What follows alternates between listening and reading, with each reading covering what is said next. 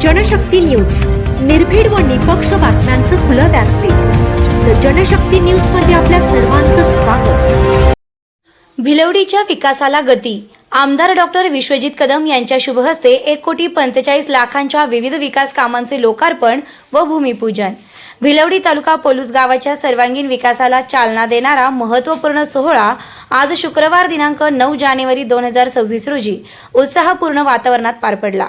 राज्याचे माजी कृषी व सहकार राज्यमंत्री तथा आमदार डॉक्टर विश्वजित कदम यांच्या शुभ हस्ते भिलवडी येथे तब्बल 1,45,00,000 रुपये खर्चाच्या विविध विकास कामांचं भूमिपूजन व लोकार्पण मोठ्या थाटात करण्यात आलं। या कार्यक्रमास रयत शिक्षण संस्थेचे उपाध्यक्ष व सांगली जिल्हा मध्यवर्ती बँकेचे संचालक महेंद्र आप्पा लाड प्रमुख उपस्थित होते।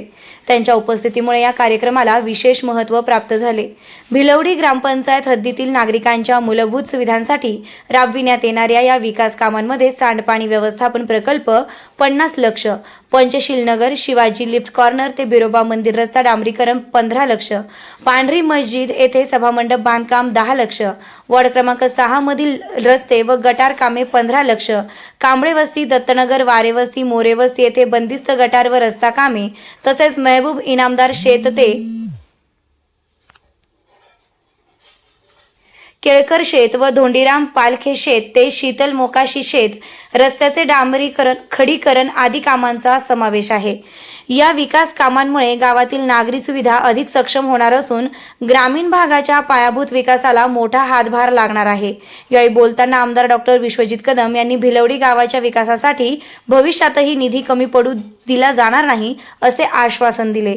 या कार्यक्रमास गावातील सर्व प्रमुख नेते मंडळी, कार्यकर्ते, सरपंच, ग्रामपंचायत सदस्य, विविध संस्थांचे पदाधिकारी तसेच ग्रामस्थ मोठ्या संख्येने उपस्थित होते।